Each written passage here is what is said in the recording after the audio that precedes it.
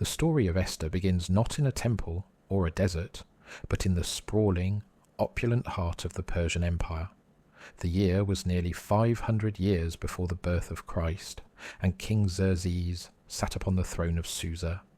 His reach was vast, spanning from the borders of India to the edges of Ethiopia, 127 provinces under the shadow of a single crown. In the 3rd year of his reign, Xerxes threw a feast that defied imagination. For 6 months, the nobles and princes of the empire gathered to witness the inexhaustible wealth of the king. The palace of Susa was a forest of marble pillars, draped in fine white and blue linens, fastened with silver rings to cords of purple. The floors were a mosaic of red, blue, white, and black marble, and the wine flowed from vessels of pure gold.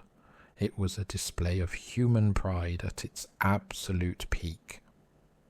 On the final day of the festivities, the king, his heart merry with wine, commanded his 7 eunuchs to bring Queen Vashti before the assembly. He wished to show off her beauty to the princes and the people, for she was exceptionally fair to look upon. He demanded she appear wearing only her royal crown. But Queen Vashti did something unthinkable in the ancient world. She refused to come. The defiance of the queen sent a shockwave through the royal court. In an empire built on absolute submission, the king's word was law, and the queen's rebellion was seen as a threat to the social order of every household in Persia. The king's anger burned like a furnace. Consulting his wise men, Xerxes issued a royal decree that would be written into the laws of the Persians and the Medes, laws that could never be revoked. Vashti was banished from the presence of the king, her royal estate taken from her and her crown destined for another. As the echoes of the great feast faded, the palace fell into a heavy silence. The throne beside the king sat empty. A search was commanded to find the most beautiful young women in all the provinces, that the king might choose a new queen to replace the one he had cast out. Among the thousands of families living in the shadow of the empire were the Jewish exiles, a people far from home, living in a land of idols. And it was from this humble, displaced remnant that a young woman would emerge, not by chance, but by a design that the king of Persia could never have foreseen. The stage was set for a drama of life and death, where the fate of an entire nation would rest on the courage of an orphan girl. Deep within the city of Susa, far from the marble pillars of the palace, lived a young Jewish woman named Hadassah. She was an orphan, a child of the exile, who had been taken in and raised by her older cousin, Mordecai. To Mordecai, she was more than a relative. She was a daughter. He had raised her with a secret, the knowledge of her true heritage and the God of her ancestors, in a land where being a Jew could be a dangerous distinction. When the king's decree went out to gather the most beautiful young women of the empire, Hadassah was among those taken into the royal palace. In the corridors of the harem, she was given a new name, a Persian name, Esther. Mordecai gave her a final, sobering command. She was to tell no one of her people or her kindred. She was to move through the palace as a shadow, a beautiful mystery. For 12 months, Esther underwent a rigorous process of preparation. 6 months with oil of myrrh, and 6 months with sweet odours and perfumes. She was under the care of Hegai, the keeper of the women. While others demanded the finest jewels and the costliest silks to impress the king, Esther asked for nothing but what Hegai advised. She possessed a natural grace and a quiet spirit that won the favour of everyone who looked upon her. Every day, Mordecai walked back and forth before the court of the women's house, anxious to know how Esther was and what would become of her. He was the silent guardian of a secret that now sat at the heart of the empire. When the time finally came for Esther to be brought before King Xerxes, the atmosphere was thick with tension. Many had gone before her, only to be returned to the secondary harem, never to be called by the king again. But when Xerxes looked upon Esther, the weariness of his search vanished. He loved her above all the other women. She found grace and favour in his sight, more than all the virgins. The king took the royal crown, the crown that once belonged to Vashti, and placed it upon the head of the Jewish orphan. He made a great feast, Esther's feast, and granted a tax holiday to the provinces. Esther was now the queen of Persia, draped in the finest linens and gold of the earth. She sat on a throne of unimaginable power, yet she remained true to her cousin's command. No one in the court, not even the king himself, knew that the woman wearing the crown was a daughter of the covenant. But as the celebration filled the streets of Susa, a dark shadow was beginning to rise within the palace walls, a shadow that would soon force Esther to choose between her crown and her people. While Esther settled into the quiet luxury of the palace, the political winds of Persia began to shift. King Xerxes promoted a man named Haman, the Agagite, setting his seat above all the other princes of the empire. Haman was a man consumed by pride, a descendant of the ancient enemies of Israel, and he carried that ancestral hatred in his blood. A royal decree was issued. All the king's servants at the gate were to bow down and do reverence to Haman. As he walked through the city, the crowds knelt in the dust. But there was one man who remained standing, Mordecai. Day after day, Mordecai refused to bow. When the other servants asked why he risked the king's wrath, he told them simply, he was a Jew. His conscience would not allow him to give a man the worship that belonged to God alone. When Haman realized that one man was defying his authority, his ego turned into a murderous obsession. To kill Mordecai alone was not enough for a man of Haman's malice. He sought to destroy the entire race of people to whom Mordecai belonged. Haman went before the king with a cunning lie. There is a certain people, he said, scattered abroad and dispersed among the provinces. Their laws are different from yours, and they do not keep the king's laws. It is not for the king's profit to tolerate them. He offered to pay 10,000 talents of silver into the royal treasury, a staggering sum, to fund the genocide. The king, trusting his adviser, took the signet ring from his finger and gave it to Haman. The decree was written and sealed. On the 13th day of the month of Adar, every Jew in the empire, men, women, and children, was to be killed, and their goods taken as plunder. The messengers rode out on fast horses to every corner of the empire.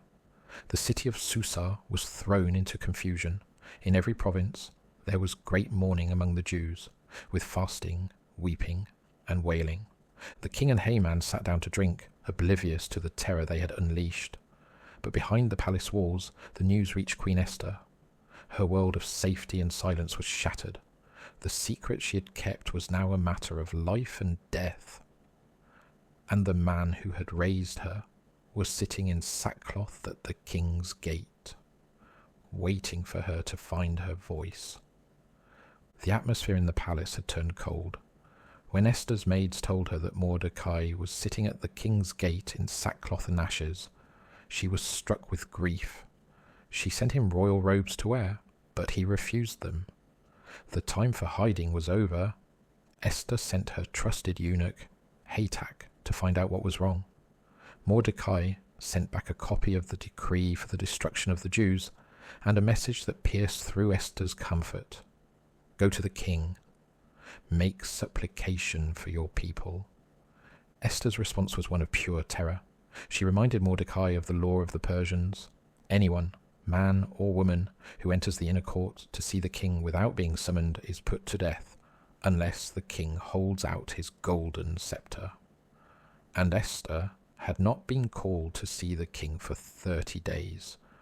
To go now was to walk into a death sentence. But Mordecai's reply was a thunderbolt of truth. "Do not think in your heart that you will escape in the king's house more than all the other Jews," he warned. "If you remain silent at this time, deliverance will arise for the Jews from another place. But you and your father's house will perish." Then he uttered the words that would define her life. "And who knows whether you have come to the kingdom for such a time as this?" The weight of her destiny finally settled on Esther's shoulders. The orphan girl had not been made queen for her own luxury. She had been positioned by a hidden hand for this very moment of crisis. Her fear did not vanish, but her courage overcame it. "Go," she sent word back to Mordecai. "Gather all the Jews in Susa and fast for me. Neither eat nor drink for 3 days, night or day. I and my maids will fast likewise." Then she made her final, historic resolve. "And so will I go in unto the king, which is not according to the law. And if I perish, I perish." For 3 days the Queen of Persia did not touch food or water. She stripped away her royal pride and humbled herself before the God of her fathers. She was no longer just a beautiful face in a harem. She was a warrior queen preparing to face the most powerful man on earth, with nothing but her faith and a fast to protect her. On the 3rd day, Esther rose from her prayer. She put on her royal robes, not to show off her wealth, but to honour the office she held.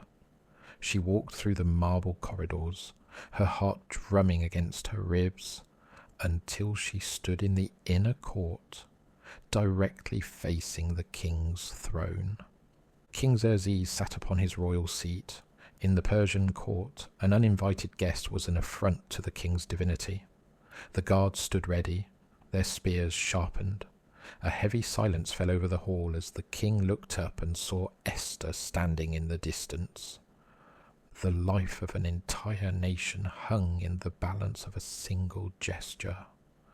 But as the king looked at Esther, the harshness in his eyes softened. Grace, like a shield, surrounded the queen. Xerxes reached out and held toward her the golden scepter that was in his hand. With a breath of relief that felt like life itself, Esther drew near and touched the top of the scepter. "What is your request, Queen Esther?" the king asked. "It shall be given you, even to the half of the kingdom." Esther knew that a direct accusation against Haman, the king's favourite, might backfire. She needed to draw the king away from the influence of the court and into a place of intimacy. "If it seemed good unto the king," she replied softly, "let the king and Haman come this day unto the banquet that I have prepared for him." The king agreed immediately. That afternoon, the 3 of them sat together over wine. Again, the king asked for her true petition. But Esther, moved by a divine intuition, felt the timing was not yet perfect. She invited them to a second banquet the following day, promising that then she would reveal her heart. Haman left the palace that day walking on air. He was the only man invited to the queen's private table with the king. His pride reached a fever pitch, but as he passed through the royal gate, his joy turned to gall.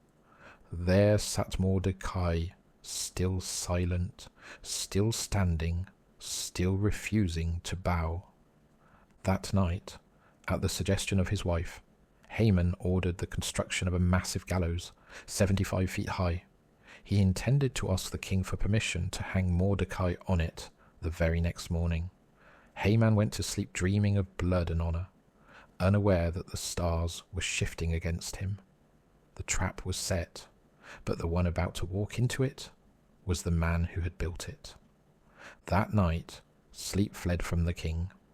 Whether it was the wine of the banquet or a whisper from the heavens, Xerxes found himself staring at the ceiling of his royal bedchamber. To pass the hours, he commanded that the book of the records of the Chronicles, the official diary of the empire, be brought and read to him. As the scribe read the monotonous accounts of taxes and territories, he stumbled upon a forgotten entry. It was the story of 2 royal guards who had plotted to assassinate the king, and how a man named Mordecai had discovered the plot and saved the king's life. The king sat up. "What honour and dignity hath been done to Mordecai for this?" he asked. The servants looked at the records. "There is nothing done for him," they replied. At that very moment the sun began to rise, and a footstep was heard in the outer court. It was Haman. He had arrived early, his heart bursting with the request to have Mordecai executed on his new gallows. Before Haman could speak a word, the king summoned him. "What shall be done?" the king asked. "Unto the man whom the king delighteth to honour." Haman, in his staggering vanity, thought in his heart, "To whom would the king delight to honour more than to myself?" Thinking he was describing his own coronation, Haman laid out a lavish plan. "Let the royal robes the king has worn be brought, and the horse the king has ridden.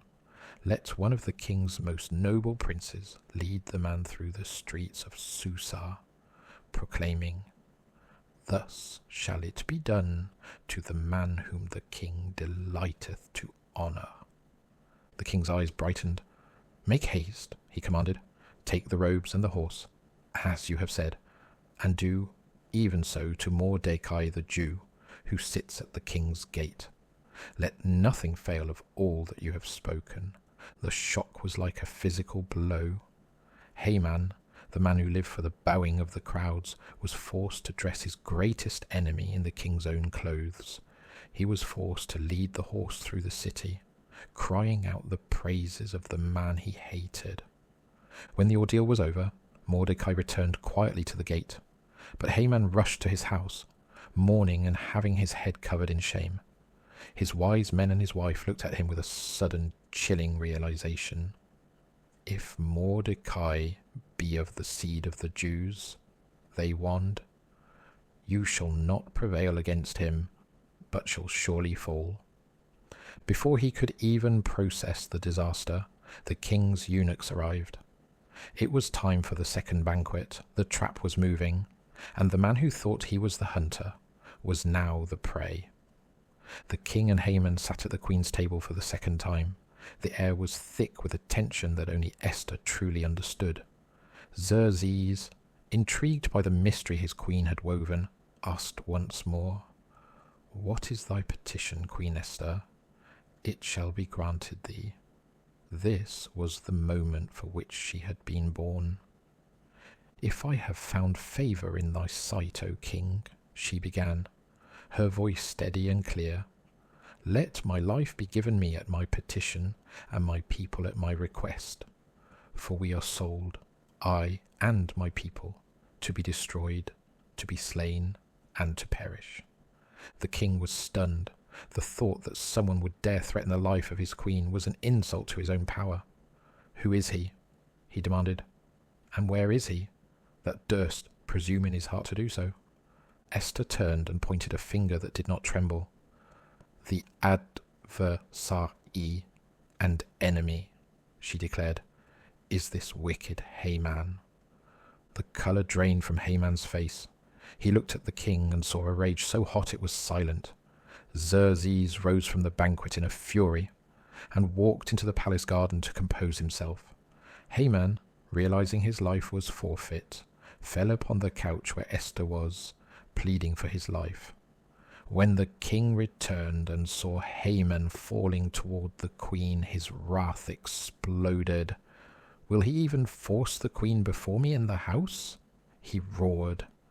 As the words left the king's mouth, the royal guards covered Haman's face, the sign of a condemned man. Then one of the eunuchs, Harbonah, spoke up.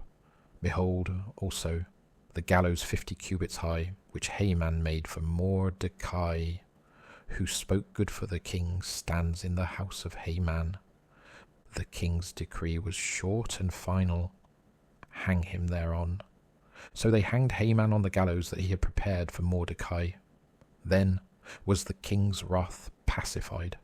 The man who had plotted the shadow of death over an entire nation was taken by his own trap. The signet ring was reclaimed, and the power that had been used for evil was about to be placed in the hands of the faithful. The death of the villain did not immediately end the danger. In the Persian Empire, a royal decree sealed with the king's ring was irrevocable. Not even the king himself could cancel it. The law to destroy the Jews on the 13th day of the month of Adar still stood, written in the blood of 1,000 provinces. Esther fell again at the king's feet, weeping and beseeching him to put away the mischief of Haman. The king, seeing her devotion, gave his signet ring to Mordecai. "Write a new decree," he commanded, "as it liketh you, in the king's name." Mordecai's new law was a masterstroke of justice. Since the first law could not be deleted, the second law gave the Jews the legal right to gather, to arm themselves, and to defend their lives against any who would assault them.